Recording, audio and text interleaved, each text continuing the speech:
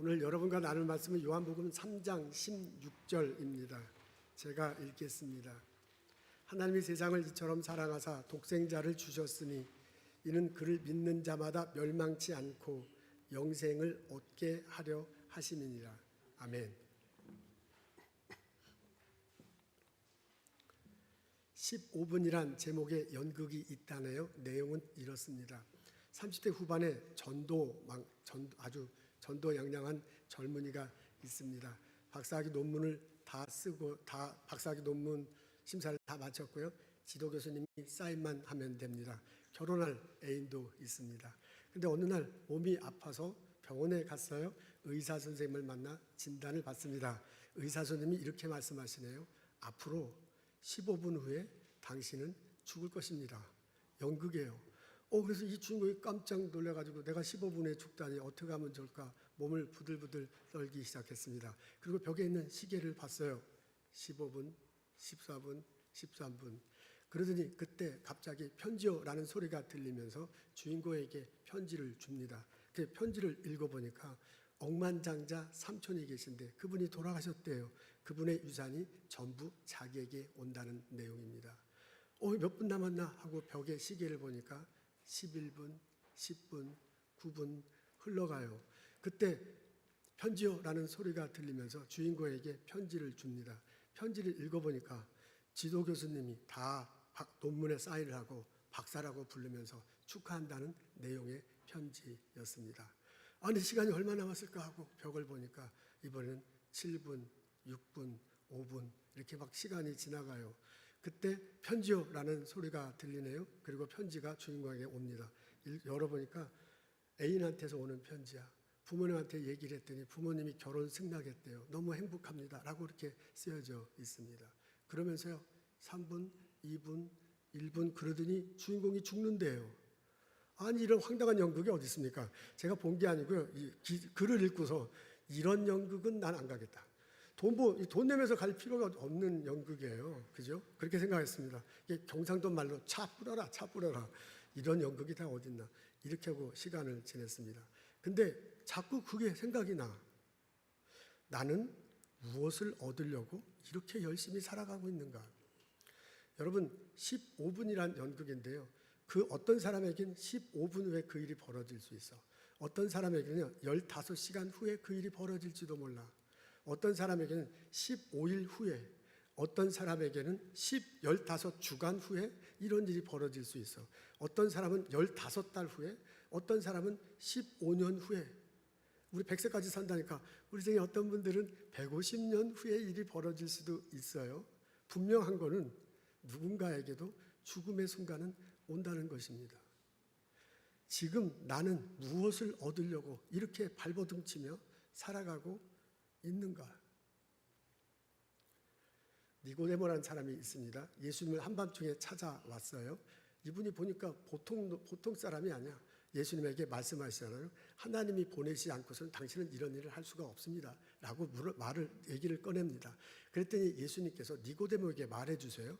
하나님 나라를 볼 사람이 있다. 하나님 나라에 들어갈 사람이 있다. 하나님 나라에서 영원히 살 사람이 있다 라는 요지의 말을 해줍니다.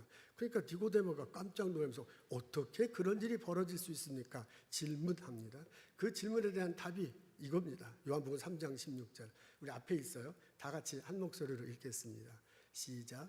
하나님이 세상을 이처럼 사랑하사 독생자를 주셨으니 누구든지 저를 믿으면 멸망치 않고 영생을 얻으리라. 핵심은 믿는다라는 겁니다.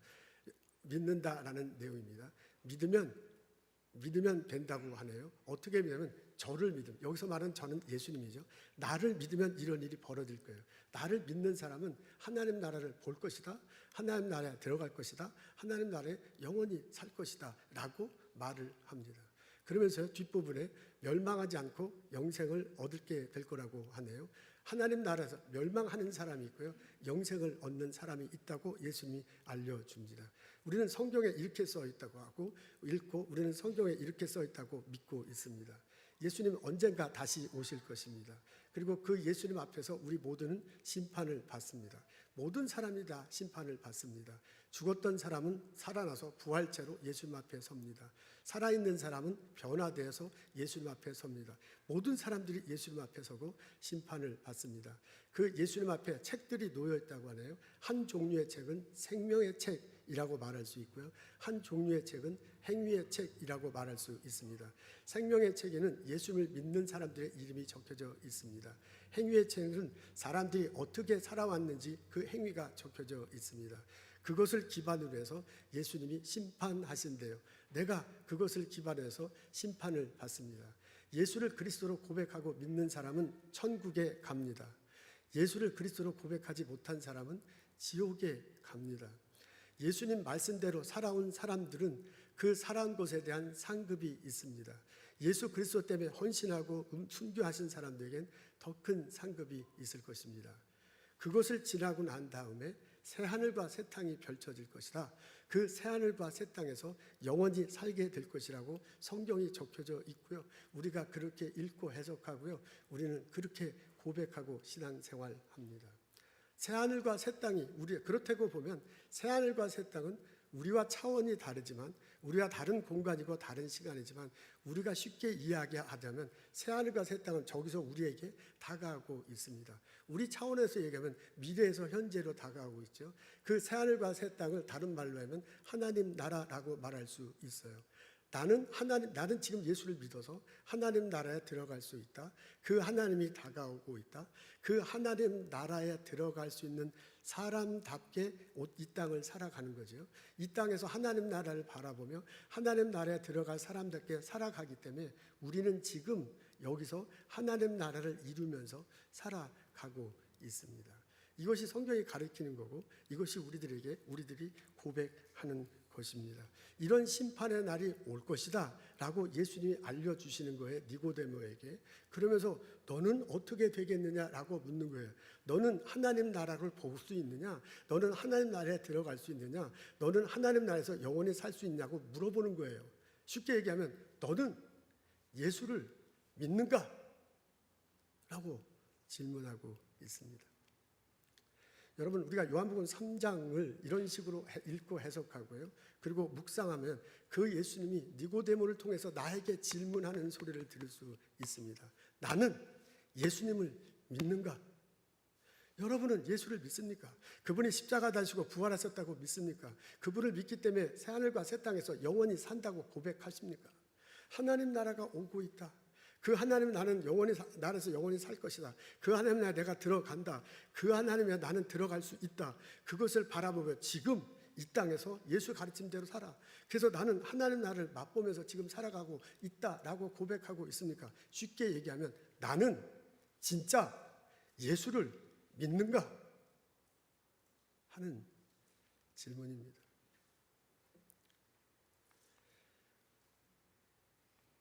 예수를 믿는 사람들은 하나님 사랑을 경험하면 내가 삶 속에서 하나님 사랑을 경험하면 내 마음 속에서 하나님 마음을 체험하면 나는 예수님을 믿게 됩니다. 오늘 예수님이 가르쳐 준 거 보니까 하나님이 세상을 이처럼 사랑하사 독생자를 주셨다고 해요. 내가 예수를 믿기를 전는데 예수님이 오셔야 믿는 거잖아요. 근데 예수님이 오시기 전에 하나님 하신 게 있어요. 하나님이 이 세상을 사랑하셨답니다. 하나님이 이 세상을 사랑했으면 이 세상에 살고 있는 나도 사랑할 거 아니에요. 그러니까 이 세상을 사랑하셔서 독생자를 보내셨다니까. 내가 이 세상에 살고 있는 하나님도 나를 사랑하실 거예요. 그렇게 하나님 사랑을 내가 삶 속에서 경험하면, 그래서 내 마음 속에서 하나님 사랑을 체험하면 나는 예수님을 더 잘 믿게 될 것입니다. 여러분, 믿음은 이 마음 속에서 일어나는 작용입니다. 마음은 세 가지로 구성되어 있습니다. 생각, 의지, 그리고 감정입니다. 이게 이제 사람들마다 약간 마음이 구성되어 있는 것에 대해서 사람마다 약간씩 다르게 얘기하더라고요. 근데 적어도 성경에서 마음의 문제다, 마음을 하라고 막 그 성경에 마음이라는 단어가 많이 나오는데요. 그 주변에 보면 혹은 그 주변의 내용을 보면 꼭 정돈할 수 있는 이 세 가지요. 생각, 의지, 감정이에요. 마음은 이 세 가지로 구성되어 적어도 성경의 기반을 두고 그렇게 말할 수 있습니다. 그래서 우리가 하나님 사랑을 삶 속에서 경험하는데요. 그 하나님 사랑을 경험하는 과정 중에 이 마음 속에 이 세 가지 과정을 통해서 하나님 사랑을 체험할 수 있습니다.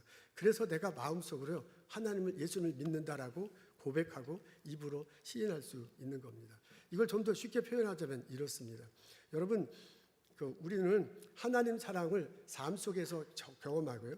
마음속에 체험할 때 이 감정을 통해서 그 하나님 사랑을 체험할 수가 있어요. 그리고 그 체험하는 과정과 결과를 통해서 내가 예수 믿는다라고 말할 수 있습니다. 예를 들자면 한나입니다. 사무엘상 1장에 보면 한나 이야기가 나와요. 아들이 없습니다. 같이 사는 또 다른 여자에겐 아들이 있네요. 그래서 그 여자 때문에 굉장히 스트레스를 많이 받습니다. 실로에 가요. 성전에 가서 예배를 드립니다. 그때 실로에 가서 예배를 드리기 위해서 가죠. 그때 한나가 성전에 들어가 기도하는 장면이 사무엘상 1장에 나옵니다. 거기에 보면 한나의 감정이 막 고스란히 나와. 한나가 울면서 밥을 먹지 않는데 열받아갖고 밥이 안 넘어가요.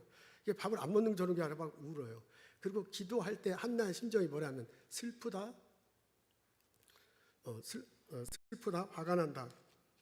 그렇게 한나가 얘기하기는 괴롭다, 슬프다 그렇게 나왔고요. 그 다음에 원통하다, 분통이 터진다라고 얘기합니다. 그러면서 나중에 울면서 통곡하며 기도한다라고 그래요. 그러니까 감정 표현이 이렇게 집중적으로 나온 데가 없어요. 사무엘상 1장에 보면 한나의 감정 표현이 막 그대로 나와. 그러니까 이런 걸 그대로 읽다 보면 한나가 기도하는데 그냥 기도하는 게 아니에요. 울고 짜고 막 토하고 아마 욕도 했을 것 같아. 기분 내가 볼 땐. 그게 안 나와 있지만 그러면서 막 쏟아내면서 기도를 합니다. 그걸 보니까 엘리 제사장이 저 여자 술 취갖고 저러는구나. 그러면서 부르잖아요. 너 그 술 좀 그만 먹어라. 그러니까 한나가 뭐라고 하면 내가 마음이 슬픕니다. 그러니까 자기 감정을 막 그대로 얘기하네요. 그래서 너무 마음이 슬퍼가지고 이렇게 얘기를 이렇게 기도를 하는 건 통곡하면서 기도합니다. 라고 하니까 엘리가 그러면 평안하라. 하나님께서 너에게 은혜 주시길 원한다 그래요. 그러니까 그걸 그대로 받아요, 이 사람이. 그래서 하나님께서 내게 은혜 주시길 원합니다. 하면서 돌아가잖아요. 그러고 난 다음에 뭐라고 하냐면 얼굴 표정이 바뀌었어요. 그리고 밥을 먹어요. 그 밥을 먹는다고 그 다음에 이렇게 나옵니다. 여러분 이 과정을 곰곰이 생각해 보세요. 한나가 마음속에 변화가 생기는데 그 감정을 통해서요. 감정을 하나님께 기도하면서 감정을 다 쏟아넣는 거예요. 그렇게 기도하는 과정 중에 하나님께서 다 쏟아넣어서 이렇게 들어주는 거지요. 그리고 나중에 엘리를 통해서 하나님이 엘리를 통해서 말해줘요. 평안이 있을지어다 하고 엘리를 통해서 말해줘. 그러니까 그것을 들으면서요. 마음에 이렇게 막 평강이 있는 거예요. 여러분 아파서 병원 선생님 선생님이 청진기만 해도 마음이 이렇게 가라앉잖아요. 괜찮습니다. 말 한마디에 얼마나 마음이 가라앉아요. 그거하고 똑같은 현상이에요. 감정이 이렇게 가라앉으면서 하나님이 주신 평안을 자기가 경험해요. 그리고 은혜로 나 그런 일이 있길 원합니다고 고백해. 그때 하나님의 은혜가 임해요. 마음속의 감정을 통해서 하나님 사랑을 체험하는 거야. 그럼 체험하는 겁니다. 그게 실제로 나타나는 아들을 낳습니다. 그 사람 이름이 사무엘이에요. 이스라엘 이끄는 놀라운 지도자가 생깁니다.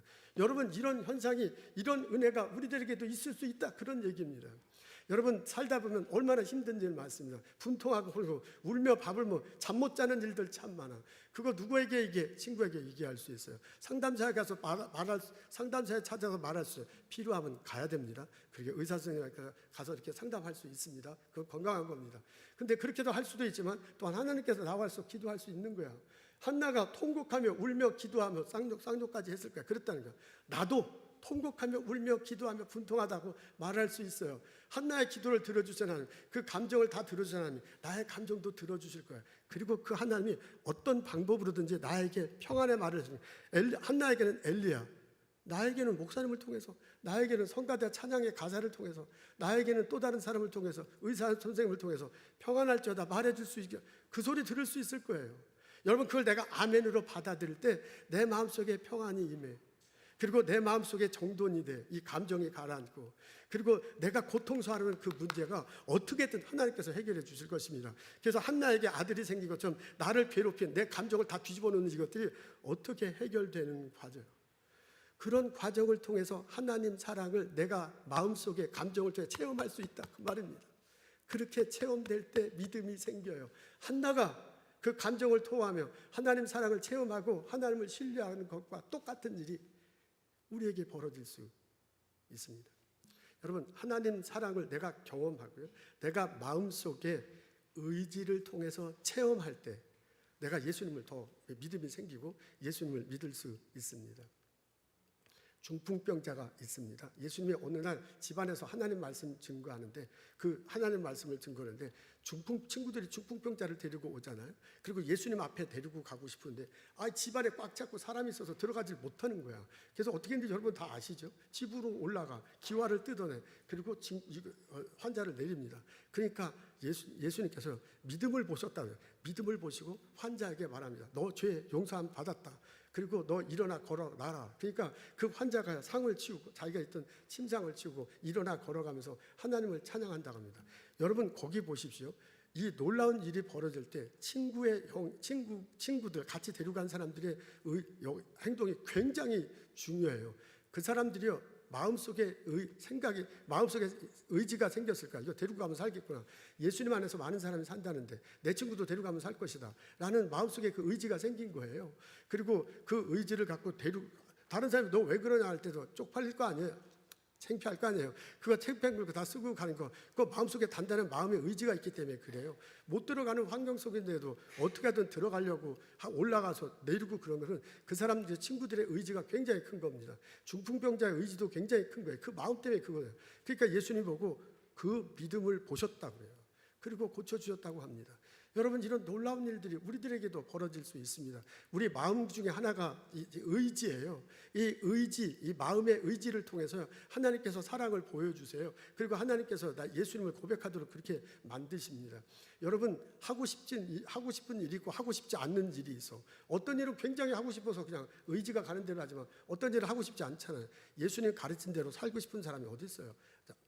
그렇게 하고 싶지 않은 일이 참 많단 말이에요. 예수님 말씀대로 사고 싶지, 그냥 편하게 사는 게 더 훨씬 쉽죠. 그런데도 어떻게 하든 예수님 가르친 대로 살려고 하고 예수님에게 가까이 가려고 자꾸 내가 마음의 의지를 통해서 자꾸 예수님에게 가까이 가는 거야. 어떻게 하면 예수님 말씀대로 하려고, 기도하고 싶지 않은데 기도하고 하면서 자꾸 그런 과정을 통해서 예수님이 나를 만나줄 수 있습니다. 나에게 그것을 체험할 수 있도록 합니다.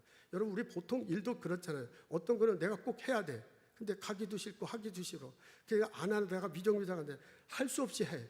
하고 나니까 결과가 좋아. 그래서 막 내가 기분이 좋고 내가 해결 잘했다 그러고 그 일 때문에 저 사람과 나의 관계가 깊어지고 신뢰가지고 그런 일 허다해요. 그거 갖고 똑같아. 신앙생활도요, 다 하기 싫어. 오늘 주일날 교회 가고 싶잖아. 이 더운데 본당에 가.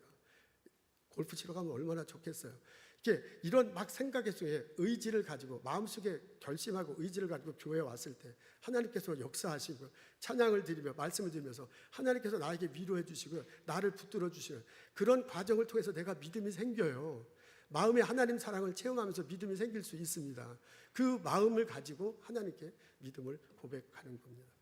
세 번째, 우리 하나님의 사랑을요, 하나님 사랑을 삶 속에서 경험하고요, 마음속의 생각을 통해서 체험할 수 있습니다. 생각을 통해서 하나님을 체험하면서 믿음을 더 고백할 수 있습니다. 고등학교에서 수학을 가르치시는 분인데요, 경북대학교에서 공부하셨답니다. 이분이 고등학교 학생들을 가르치면서 어느 날 수업 시간에 이런 생각을 했대요. 인생의 모든 문제가 수학 문제처럼 풀리면 얼마나 좋을까. 수학 선생님은 수학이 잘 풀리니까 이제 그런 모양이에요. 저 같은 사람은 되게 어려운데 그렇게 생각했대요.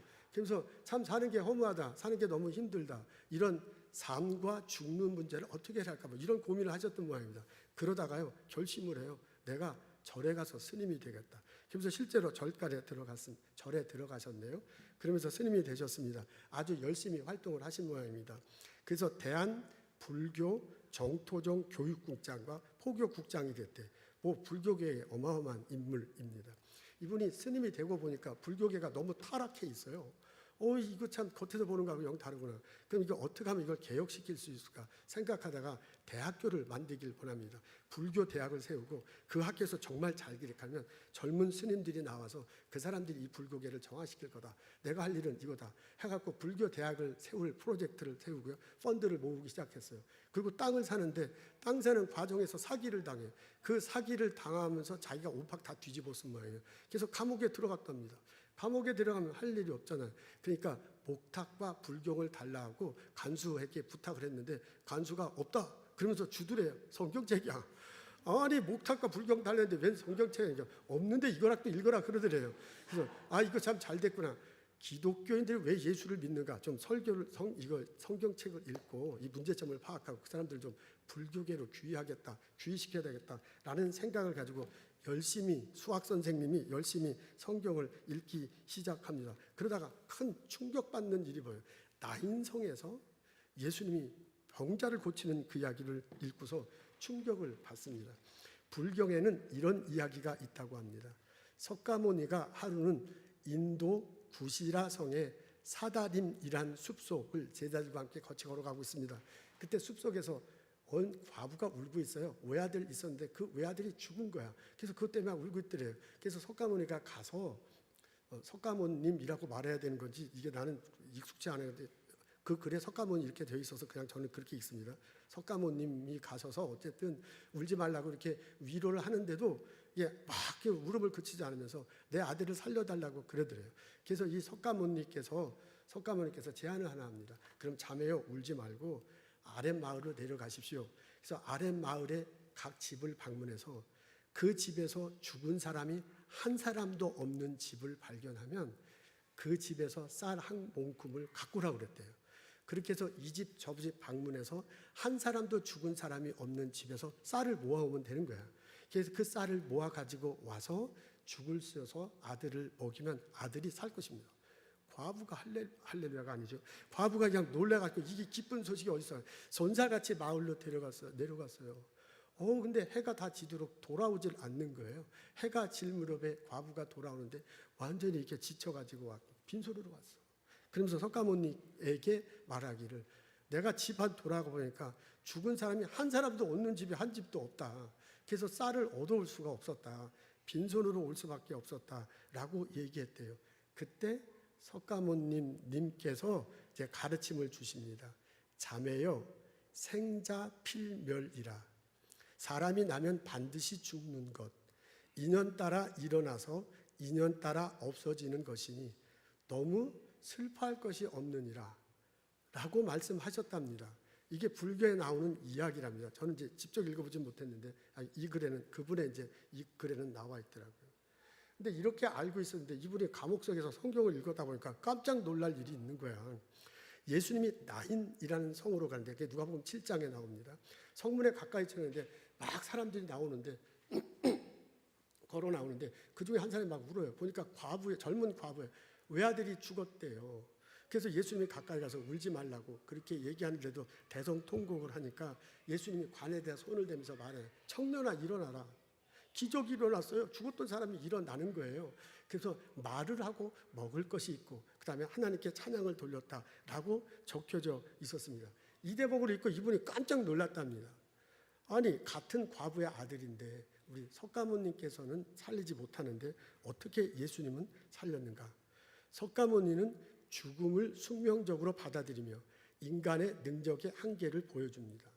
꽃은 피어도 지고 사람은 나도 이윽고 죽는다. 이 모든 것은 생명 있는 자의 피할 수 없는 법칙이다 라고 불경에 적혀 있대요. 이게 석가모니의 가르침인가 봅니다. 근데 예수님은 안 그래요. 예수님은 죽음을 생명으로 바꿔놓은 거예요. 그래서 신적인 능력을 나타내요. 나는 부활이요 생명이니 나를 믿는 자는 죽어도 살겠고 살아서 믿는 자는 죽지 않고 영원히 살게 될 것이다. 이것을 내가 믿느냐? 요한복음 11장에 적혀져 있어요. 그 깜짝 놀라는 거야. 아니 불교하고 기독교가 어떻게 이렇게 다를까? 이 사람 이름이 김성화랍니다. 근데 이분이 살아가면서 어렸을 때부터 제일 고민하는 게 산다는 것, 죽는다는 것. 이게 그 사람에게 가장 큰 고민이었대요. 왜 사람들이 그 평생 동안 생각하면서 고민하고 질문하는 거 있잖아요.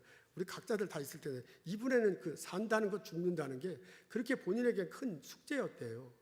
그런데 그걸 가지고 막 골부등치고 막 하고 있었는데 이게 지금 불교에서 가르친 거하고 기독교에서 가르친 거하고 이제 전혀 다른 거예요.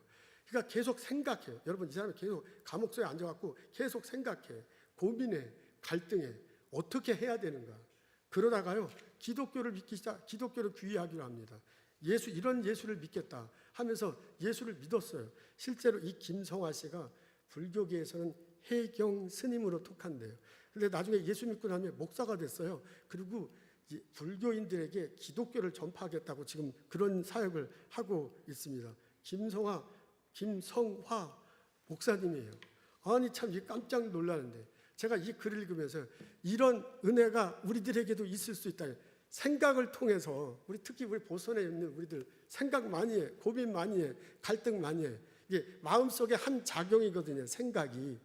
근데 그 생각을 통해서 하나님이 나와 대화할 수 있고 그 생각을 통해서 하나님이 나를 깨우쳐 줄 수 있고 그 생각을 통해서 하나님께서 내게 말할 수 있다. 그런 얘기예요. 김성아 씨에게 그런 일이 감옥소에서 생각하고 고민하고 갈등하는 중에 이런 일이 벌어졌다면 왜 내게는 안 벌어지겠어요? 보선에 살고 있으면서 정말 내가 예수를 믿을 것인가? 천국이 정말 있는가? 하나님 나라는 내게 오는 건가? 그리고 내가 거기서 영원히 산다는 게 정말 있는가 하고 생각하잖아요. 고민하잖아요. 반문하잖아요. 그런 나에게도 하나님이 질문하고 답하는 과정 속에서 내게 다가오시고 하나님이 질문하는 답화 중에서 나에게 답해 주시고 나를 통해서 예수님의 사랑을 체험할 수 있도록 만들어 주실 수 있다. 그 말입니다. 여러분 마음에는 세 가지 작용이 있습니다. 그 인문학자들마다 혹은 그 철학자들마다 약간씩 다르던데 성경은 이 세 가지예요. 마음에 작용하면서 앞뒤로 꼭 나오는 게 생각, 감정, 의지야. 그러면서 그 단어가 나오든지 그런 내용들, 그런 이야기가 반드시 나옵니다. 이 세 가지 통해서 마음의 작용이 일어나는데요. 그 세 가지 통해서 하나님이 나에게 접근하시고 하나님께서 내게 예수님을 만나게 하시고 나를 하게 하신다는 거예요. 내 감정을 토로하는 과정 중에 하나님을 만날 수 있습니다. 한나가 그런 일이 벌어졌어요. 여러분 내 의지를 통해서 하고 싶지 않지만 하는 과정을 통해서 예수님을 만날 수 있습니다. 중풍병자 이루는 친구들이 그런 일이 벌어졌어요. 여러분 내가 생각하는 과정 중에서 하나님 내게 대표해 주시고요. 하나님 내 인생의 비교를 해주면서 나에게 사랑을 체험하게 할 수 있습니다. 김성아 씨에게도 그런 일이 벌어져요. 나에게도 벌어질 수 있습니다. 우리들에게도 이런 일이 벌어지기를 나는 소원하고 여러분에게 말씀 전합니다. 여러분 여러분 때문에 내 마음속에 변화가 일어날 수 있습니다. 어느 날은 예수님 생각이 자꾸 나. 여러분 아들 태어난 지 얼마 되고 딸 안 돼서 얼마나 그 아들 보고 싶어. 멀리 있어도 그 딸 얼마나 보고 싶어. 자꾸 생각나잖아요. 그 생각을 통해서 그 아들이 내 마음속에 있는 거거든요. 예수님이 자꾸 생각나는 것은요. 그 생각을 통해서 예수님이 내 마음 안에 있는 겁니다. 여러분 예수님 때문에 마음이 기뻐지기도 하고 예수님 때문에 슬퍼지기도 합니다. 예수님이 십자가에 달려 돌아가셨다. 얼마나 슬퍼요. 예수님이 내 죄를 용서했다. 기뻐져요. 예수님 때문에 내가 마음이 슬프고 기뻐진다면 예수님이 내 안에 있는 거예요. 우리 연애할 때 그 연애하는 그 상대가 나에게 참 좋은 얘기지만 너가 얼마나 기뻐. 안 만나. 그리고 헤어지자 그러면 내가 얼마나 슬퍼. 그 여인이 내 마음속에 있는 거거든요. 그런 거하고 똑같아. 예수님 때문에 내가 기쁨을 느끼고 예수님 때문에 슬픔을 내면 예수님이 내 안에 있는 거예요. 여러분 내 안에 있는 겁니다. 여러분 마음속에 의지를 통해서요. 사람이 내 안에 있을 수 있습니다. 아들이 지금 막 다치게 생겼는데 그러면 막 다칠 것 같아. 그러면 내가 얼른 가서 그 애를 막 이렇게 애 안 다치도록 이렇게 하잖아요. 부모로서 내가 당연히 그렇게 의지적으로 내가 그렇게 행동하는 이유는 내가 아들을 생각하고 아들을 사랑하기 때문이고요. 그 생각과 감정을 통해서 아들이 내 안에 있는 거예요. 그래서 내가 그렇게 의지적으로 행동하는 거예요. 똑같아. 예수님 때문에 하고 싶지 않은데 예수님 때문에 해. 하고 싶지 않은 안 해도 되는데 예수 믿는 사람도 해야 돼. 나는 생각이 있고요. 그렇게 할 결심이 생기면 그 과정 속에서 예수님이 내 안에 있는 겁니다. 여러분 예수님이 자꾸 생각나면 예수님이 내 안에 있는 거예요. 예수님 때문에 내 감정의 변화가 되면 예수님 내 안에 있는 거예요. 예수님 때문에 내가 안 하던 행동을 자꾸 하게 되면 예수님 내 안에 있는 거예요. 아, 예수님이 내 안에 있구나. 그걸 바울은 뭐라고 표현하면 마음으로 믿는. 그래서 마음으로 믿는다. 이 마음으로 믿는다는 게 나에겐 평생 숙제였습니다. 목사들로 태어나고 목사가 돼. 마음으로 믿는다는 걸 어떻게 잘 설명할 수 있느냐. 이게 마음으로 믿는 거예요. 그걸 입으로 시인할 때 구원이 나에게 일어날 줄로 믿습니다. 아멘. 내가 예수를 믿는다. 이것이 중요해요. 그렇게 내가 예수를 믿을 때 천국에서 영원히 살게 됐다고 고백할 수 있고 그 하나님 나라가 내게 다가온다. 그 하나님 나라 다가오는 것을 내가 꿈꾸며 보면서 지금을 살아가. 그래서 지금 나는 하나님 나라를 이 땅에서 맛보며 살아갈 수 있는 겁니다. 그것을 예수님께서 니고데모에게 알려주고 싶은 거예요. 그래서 니고데모에게 하나님 나라를 볼 사람이 있다. 하나님 나라에 들어갈 사람이 있다. 하나님 나라를 볼 사람이 있다. 하나님 나라에 영원히 살 수 있다. 하나님 나라는 다 살 수 있는 사람이 있다라고 그렇게 말하면서 니고데모에게 넌지시 물어보는 게 그거예요. 너는 예수를 진짜 믿느냐? 여러분, 오늘 저는 예수님 대신해서 여러분에게 믿고 있습니다. 여러분은 정말 마음속에 예수님을 믿습니까? 예수님 자꾸 생각납니까? 예수님 때문에 여러분 감정의 변화가 있습니까? 예수님 때문에 여러분의 의지가 변해서 안 하던 행동을 예수님 이름으로 하고 있습니까? 그래서 예수님이 내 안에 있다고 믿고 생각하고 느끼고 내 안에 있는 예수, 그것을 들어서 예수님이 있다고 고백합니까? 저는 여러분은 내가 던진 이 질문, 예수님이 니고데모에게 던진 질문이에요.